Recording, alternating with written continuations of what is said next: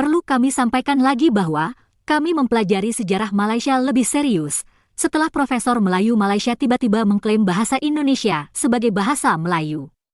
Mereka memberikan label Melayu pada bahasa Indonesia. Dan lucunya, kaum Melayu Malaysia pun ikut mendukung klaim itu. Sejak itulah kami mendalami sejarah Malaysia. Dan kini kami menjadi lebih paham bahwa bangsa Indonesia dan kaum Melayu Malaysia memang amat berbeda. Dari segi DNA mungkin ada kemiripan. Tapi karakter dan kepribadian yang membedakan, karena hal itu dibentuk dari pengalaman sejarah yang tidak sama. Proses sejarah menyebabkan karakternya jadi amat berbeda. Yang jelas, orang Indonesia berhasil membentuk satu bangsa dengan satu bahasa. Bangsa Indonesia juga memiliki kepribadian yang kuat. Adapun kaum Melayu Malaysia gagal mewujudkan hal itu, apapun cita-cita mereka, entah mau membentuk bangsa Malaysia atau bangsa Melayu.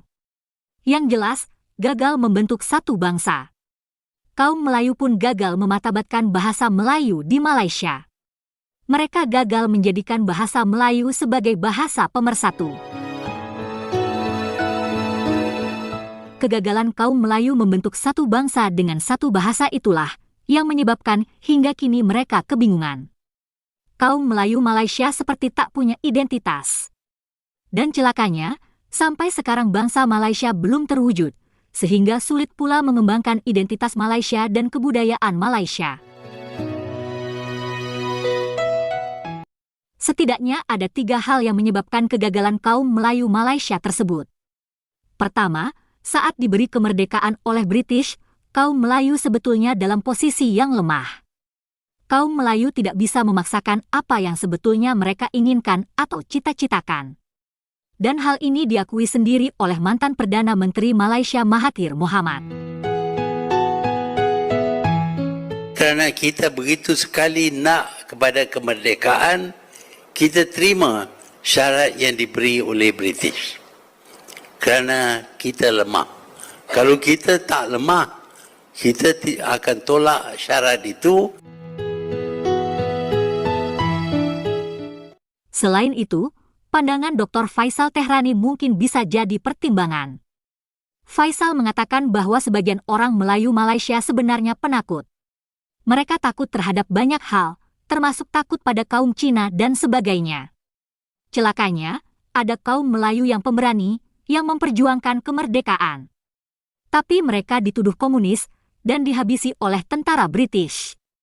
Hal ini semakin menjelaskan bahwa kaum Melayu di Malaysia saat itu amat lemah dan rapuh. Faktor kedua adalah keberadaan sultan-sultan Melayu yang pro-British. Hal ini juga menjadi titik lemah karena sikap mereka yang mementingkan tahta, harta, dan wanita. Mereka tidak memikirkan kepentingan Malaysia dan rakyat Malaysia. Jumlah sultan-sultan itu banyak dan tidak kompak. Hal ini semakin menyulitkan untuk membentuk bangsa Melayu atau bangsa Malaysia yang kuat. Nah, faktor yang ketiga adalah tiadanya kepemimpinan yang hebat di Malaysia. Para sultan dan bangsawan jelas tidak bisa diharapkan karena mereka cenderung pro-penjajah. Dan sekali lagi, mereka pun terpecah atas negeri-negeri. Adapun, pemimpin yang hebat dari kalangan rakyat Melayu juga tidak ada. Tunku Abdurrahman yang berasal dari bangsawan itu bukanlah pemimpin hebat. Dia juga bukan pemikir. Inilah yang membedakan dengan sejarah bangsa Indonesia. Sejarah politik seperti itu mungkin menjelaskan kenapa hingga sekarang tak terbentuk satu bangsa di Malaysia. Sejarah seperti itu pula yang menjelaskan mengapa bahasa Melayu gagal menjadi bahasa persatuan di Malaysia. Padahal, jumlah kaum Melayu di Malaysia amat besar, bahkan lebih dari 50%. Dengan jumlah yang amat besar ini, seharusnya mereka sanggup memartabatkan bahasa Melayu.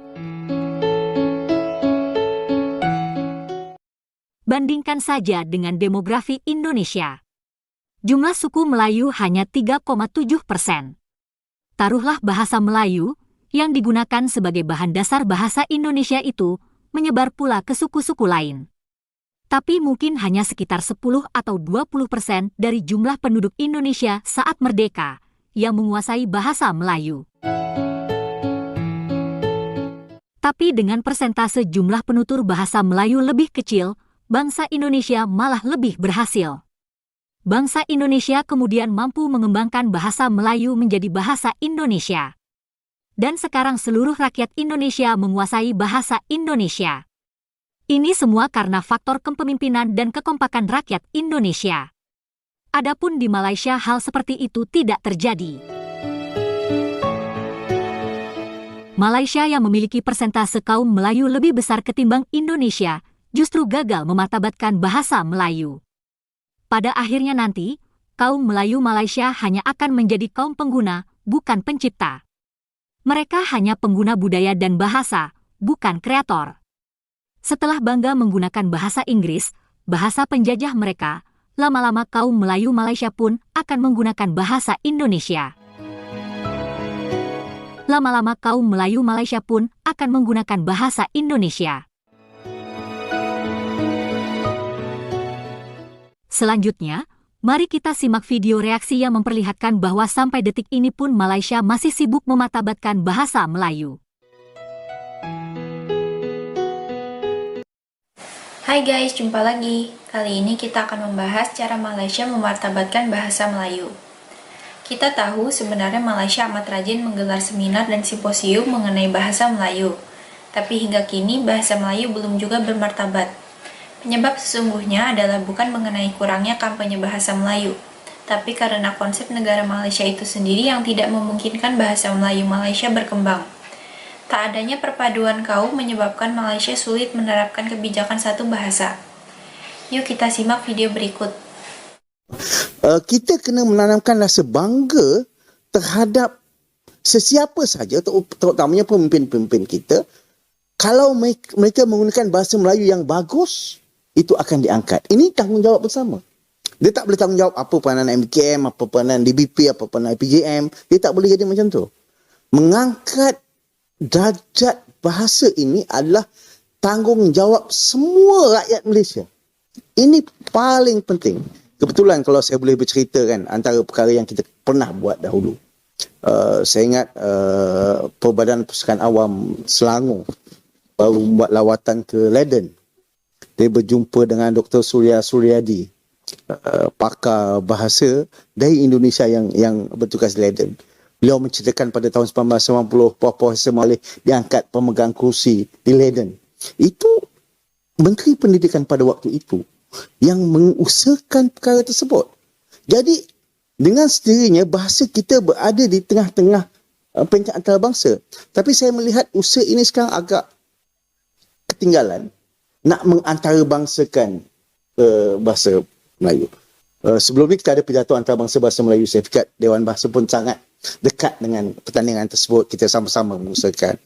Dulu kita buat tiap tahun, sambutannya baik. Tapi sekarang dah jadi 2 tahun sekali. Dia jadi macam menurun. Dulu hadiahnya tinggi, sekarang hadiahnya kurang. Saya fikir pengimarahan bahasa ni memerlukan political will dan kesungguhan dari semua lapisan masyarakat untuk kita mengangkat perkara tersebut. Kita kena rasa bangga bila kita berbahasa Melayu. Kita rasa bangga menggunakan bahasa Melayu yang bagus. Jadi saya melihat, sebab itu saya fikir banyak hal, banyak keadaan kalau kita ada di mana-mana pesta buku antarabangsa yang MBKM terlibat dan juga di pesta buku antarabangsa Kuala Lumpur, aktiviti-aktiviti tentang pengembangan bahasa ni sentiasa mendapat tempat. Itu pada saya perkara yang paling utama. Sebab mengembangkan bahasa, kita kena ingat bahawa kita perlu ada semangat ciptakan bahasa kebangsaan. Kita perlu mengangkat bahasa kebangsaan sebagai bahasa ekonomi. Supaya orang akan tahu. Sebab pernah ada sejarah dulu. Bahasa Melayu adalah bahasa antarabangsa, lingua franca, yang menjadi bahasa ekonomi di Kesultanan Melayu Melaka. Dan itu sebenarnya adalah natijah kepada kepentingan untuk kita melihat bagaimana bahasa ini boleh mengangkat darjat bangsa dan negara. Dan saya ingat Dr. Azizul, kalau tanya tanggungjawab saja, saya fikir tanggungjawab itu perlu digalas oleh semua lapisan masyarakat, terutamanya pemimpin-pemimpin kita. Dari segi senario terkini ni, bagaimana keadaan dari segi usaha-usaha komitmen, khususnya komitmen politik untuk memperkasakan bahasa Melayu terkini? Saya melihat bahawa iltizam kerajaan yang mengatakan bahawa memang telah termaktub dalam perlembagaan bahawa bahasa Melayu adalah bahasa kebangsaan. Saya ingat semua parti politik di Malaysia bersetuju dengan perkara tersebut. Saya fikir tak ada masalah ada pihak yang ingin menggugat. Jadi kedudukan bahasa Melayu sebagai bahasa kebangsaan ini memang terjamin.